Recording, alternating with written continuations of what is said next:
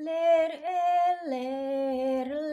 eler tandure wusumeler ta ijo royo royo ta senggu temanten anyar ta senggu temanten anyar bocah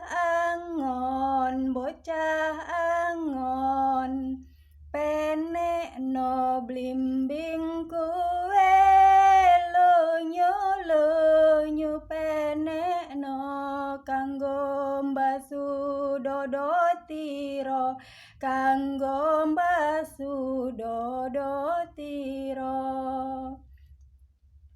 dodotiro kumitir bedaheng pengger dong domono jlumatono kanggo sebo mengko sore kanggo sebo mengko sore mumpung padang rembulane mumpung jembar kalangane surah iyo.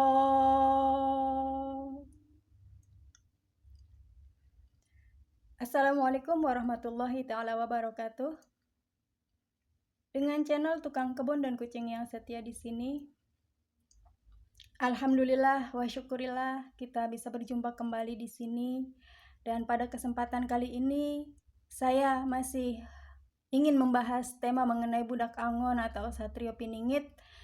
Di sini saya ingin mengetengahkan sebuah bahasan mengenai Sunan Kalijaga dan budak angon, dan saya memberinya judul Sunan Kalijaga dan Budak Angon, sebuah wasiat agung. Seperti yang pernah saya sampaikan di konten video saya yang sebelumnya, bahwa dalam kehidupan budak angon atau Satrio Piningit itu terdapat beberapa sosok yang sangat erat kaitannya dengan keberadaannya.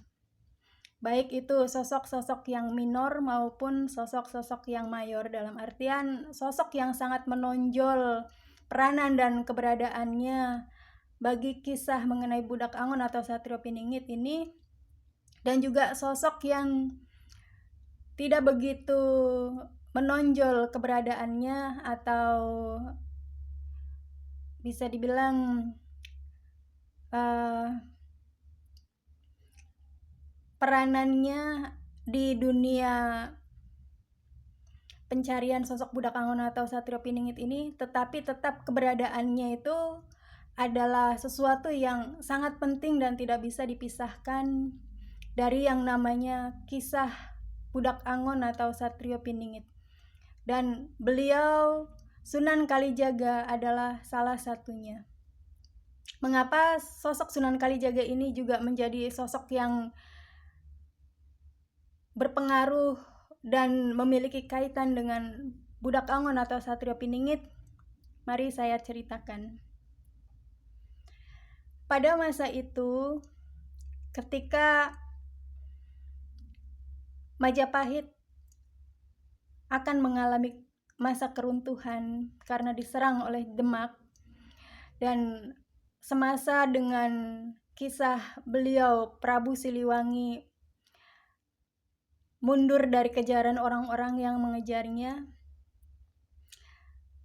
di negeri kita telah terdapat sebuah sistem dakwah keagamaan yang kita kenal sebagai Dewan Wali Songo. Siapa-siapa saja yang ada dan termaktub sebagai anggota-anggotanya, silakan sahabat kiranya ulik sendiri, sebab saya mungkin hanya akan mengambil beberapa sosok saja, dan terutama adalah beliau Sunan Kalijaga. Ketika Demak yang pada masa itu baru berdiri dan dipimpin oleh seorang raja bernama Raden Patah, menyerang kerajaan Majapahit yang merupakan adalah pemimpinnya itu Brawijaya Pamungkas, di mana sebenarnya beliau Prabu Brawijaya Pamungkas ini adalah ayah kandung dari beliau Raden Patah itu sendiri. Dikarenakan penyerangan tersebut secara tiba-tiba dan tidak memberitahukan, ada pemberitahuan sebelumnya tentang ajakan perang, maka kalahlah kerajaan Majapahit oleh serangan pasukan Demak yang pasukannya itu terutama sekali didukung oleh Dewan Para Wali. Dan Majapahit kemudian dihancur leburkan tanpa meninggalkan jejak sedikit pun. Perpustakaannya semuanya di bumi hanguskan, dibakar, keratonnya dirusak, dan anggota kerajaannya banyak yang gugur terbunuh. Lalu beliau Prabu Brawijaya Pamungkas sebagai sosok seorang raja dan memiliki nilai yang sangat penting bagi kerajaan itu diselamatkan atau melarikan diri dari kejaran putranya ini. Singkat cerita, setelah beliau Prabu Brawijaya Pamungkas ini melarikan diri jauh hampir ke wilayah Banyuwangi, Raden Patah kemudian mendapatkan nasihat dari neneknya yang berada di Ampel. Beliau neneknya ini menasehati dan dengan sebenarnya merasa kecewa juga dengan tindakan yang telah dilakukan oleh Raden Patah, sebab dianggap itu adalah sebuah perbuatan yang tidak pada tempatnya. Dengan menilik baik sebagai bahwa Raden Patah adalah putra kandung dari beliau Prabu Brawijaya, maupun dengan melihat bahwasanya Raden Patah hanyalah seorang rakyat biasa sedangkan beliau Prabu Brawijaya adalah seorang raja negeri itu. Beliau nenek dari Raden Patah ini merasa sangat kecewa, namun demikian beliau berkata bahwa nasi sudah menjadi bubur, jadi ya sudah, lanjutkan saja apa yang sudah terjadi. Tapi diminta agar Raden Patah ini menghubungi ayahnya dan meminta maaf kepada ayahnya, sebab dua kesalahan tadi, yaitu sebagai anak terhadap ayah, terhadap orang tua, dan sebagai rakyat terhadap raja.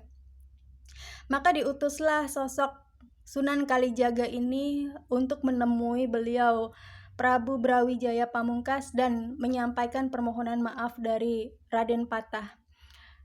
Setelah di suatu tempat terjadi pertemuan, maka terjadilah dialog atau pembicaraan antara beliau Sunan Kalijaga dan beliau Prabu Brawijaya, di mana inti dari pembicaraan tersebut membahas mengenai permintaan maaf dari Raden Patah dan juga permohonan dari Raden Patah agar beliau Prabu Brawijaya berkenan kembali ke keraton dan tidak jadi menyeberang ke Pulau Bali guna meminta bantuan dari Raja Kerajaan Bali.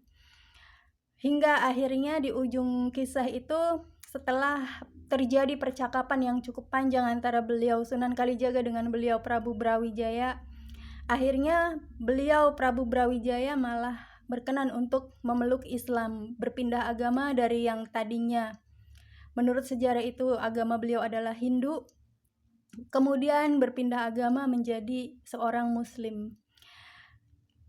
Dan ketika terjadi kesepakatan antara Prabu Brawijaya dengan beliau Sunan Kalijaga, kemudian Prabu Brawijaya menolak keinginan dari Raden Patah agar kembali ke keraton dan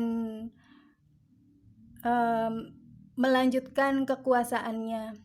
Jadi beliau Prabu Brawijaya menyerahkan kekuasaan Majapahit kepada Raden Patah.